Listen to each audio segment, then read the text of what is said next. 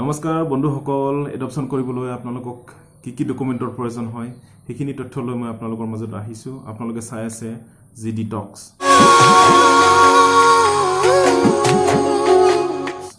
এই G adoption এই adoption এটি খুব মহানতম কাম কাৰণ যিসকলে এডপশ্যন কৰে তেখেতসকলে আনৰ শিশু এটিক নিজৰ ল'ৰা ছোৱালী হিচাপে ডাঙৰ দীঘল কৰে আৰু তেখেতসকলৰ পিতৃ মাতৃ হয় এই যিসকলে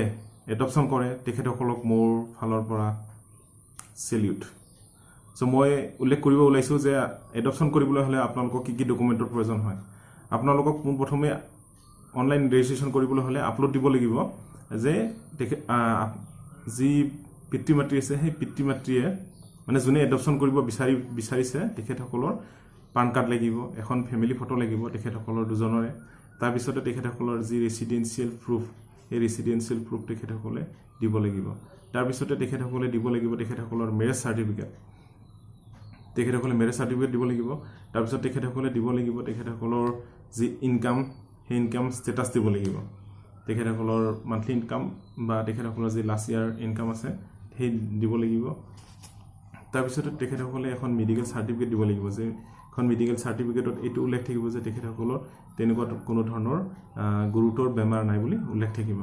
গতিকে আপলোড কৰিবলগীয়া ডকুমেণ্টৰ ভিতৰত এইখিনি আপোনালোকে আপলোড কৰিব লাগিব তাৰ পিছত আপোনালোকে উল্লেখ কৰিব লাগিব আপোনালোকৰ যি মেৰেজ ডেট আছে সেই মেৰেজ ডেট আপোনালোকে ফিল আপ কৰিব লাগিব তাৰ পিছত আপোনালোকৰ শিশুটিৰ জেন্ডাৰটো আপোনালোকে দিব লাগিব ছোৱালী লাগে নে ল'ৰা লাগে সেইটো উল্লেখ কৰিব লাগিব আৰু আপোনালোকক মেন্টালি চেলেঞ্জ বাচ্চা লাগে নে ফিজিক্যালি চেলেঞ্জ বা নৰ্মেল বাচ্চা লাগে সেইটো আপোনালোকে উল্লেখ কৰিব লাগিব এইখিনি আপোনালোকে ফিল আপ কৰিবলগীয়া বস্তু এইখিনি আৰু এইখিনিতে মই এটা কথা উল্লেখ কৰিব বিচাৰিম যে ইয়াতে আমাৰ যি juvenile justice care and protection act আছে সেই juvenile justice care and protection act আইন মতে আপোনালোকে ৰিলেটিভ এডপশ্যন কৰিব পাৰে ৰিলেটিভ মানে আপোনালোকৰ যদি দূৰ সম্পৰ্কীয় আছে সেই দূৰ সম্পৰ্কীয় মানুহে আত্মীয় আছে সেই দূৰ সম্পৰ্কীয় আত্মীয়ৰ পৰা আপোনালোকে তেখেতসকলৰ যদি ল'ৰা ছোৱালী বেছি আছে তেতিয়াহ'লে যদি শিশু এটিক তেখেতসকলে এডপশ্যনত দিব বিচাৰে তেতিয়াহ'লে সেই শিশুটিক আপোনালোকে এডপ্ট কৰিব পাৰে আৰু সেই এডপশ্যন প্ৰক্ৰিয়াটো হ'লেও আপোনালোকে অনলাইন ৰেজিষ্ট্ৰেচন কৰিব পাৰে সেই অনলাইন ৰেজিষ্ট্ৰেচন কৰিবলৈ হ'লে আপোনালোকে আপলোড কৰিব লাগিব আপোনালোকৰ যি ডকুমেণ্ট সেই আপলোড কৰিবলগীয়া ডকুমেণ্টৰ ভিতৰত আপোনালোকৰ ৰেসিডেন্সিয়েল প্ৰুফ টো লাগিব তাৰ পিছতে লাগিব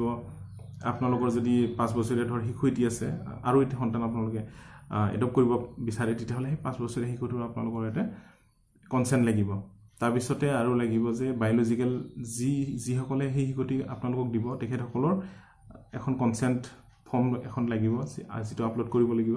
তাৰ পিছতে আপোনালোকৰ যি চাইল্ড ওয়েলফেয়াৰ কমিটি আছে সেই চাইল্ড ওয়েলফেয়াৰ কমিটিয়ে লিগেলি ফ্ৰী ফৰ এডপশ্যন কৰা সেই বাচ্চাটিক লিগেলি ফ্ৰী ফৰ এডপশ্যন কৰা এখন ফৰ্মখন লাগিব য'ত নেকি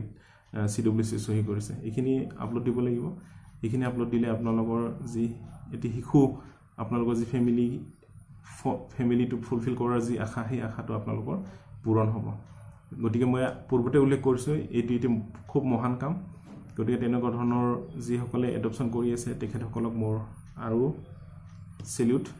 গতিকে এইখিনি মোৰ ক'ব লগা যদি ভিডিঅ'টো ভাল লাগিছে তেতিয়াহ'লে লাইক কৰক সাবস্ক্ৰাইব কৰক